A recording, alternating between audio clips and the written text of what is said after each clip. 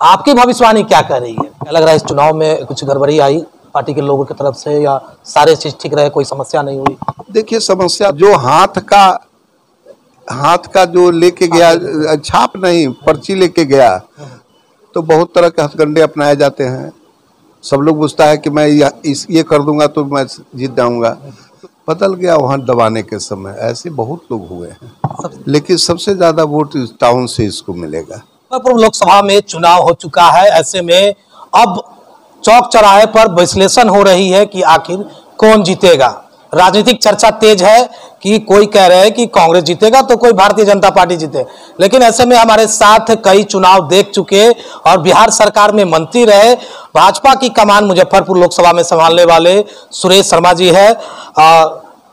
आपका तो कई चुनावी एक्सपीरियंस है, कुछ लोग कुछ कह रहे हैं, चौक चौराहे पर चर्चाएं हो रही है, आपकी भविष्यवाणी क्या कह रही है?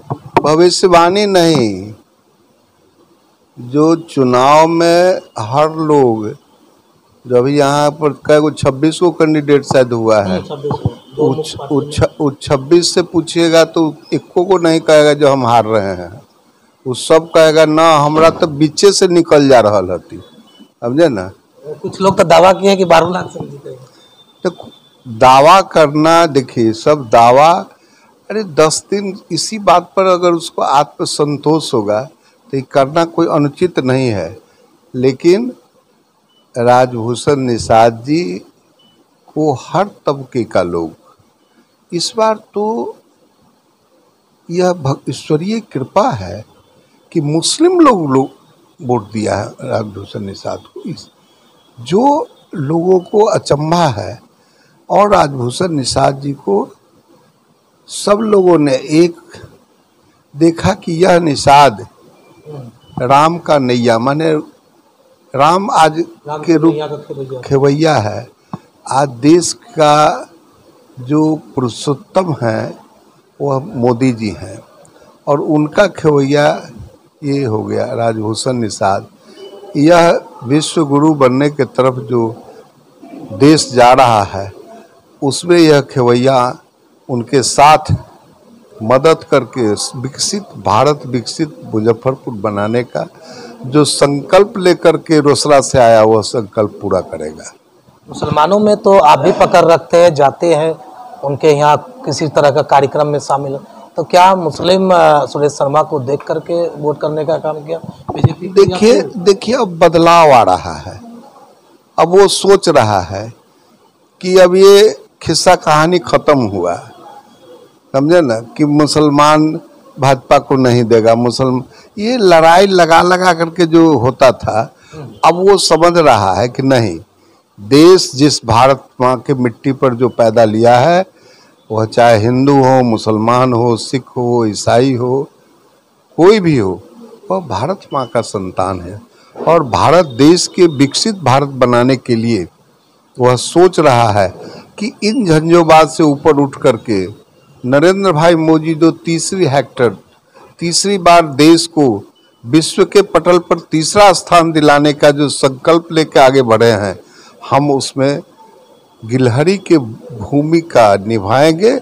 निगेटिव नहीं कोई कहेगा कि मुस्लिम उसमें पॉजिटिव नहीं था, ये विषय लेकर के वह सब आज नरेंद्र भाई मोदी और उसकी महिलाएं, मुस्लिम महिलाएं बुर्का पहन करके भी वोट दी है। ये बहुत ही खुशी की बात है।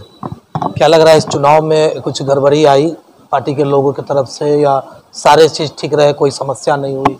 देखिए, समस्या तो नहीं हुई, लेकिन जब चुनाव होता है तो बहुत तरह के हथकंडे अपनाए जाते हैं। सब लोग पूछता है कि मैं ये कर दूंगा तो मैं जीत जाऊंगा, तो सारे हथकंडे फेल हो गए हैं, समझे ना। यह चुनाव लोग सोचा है, जो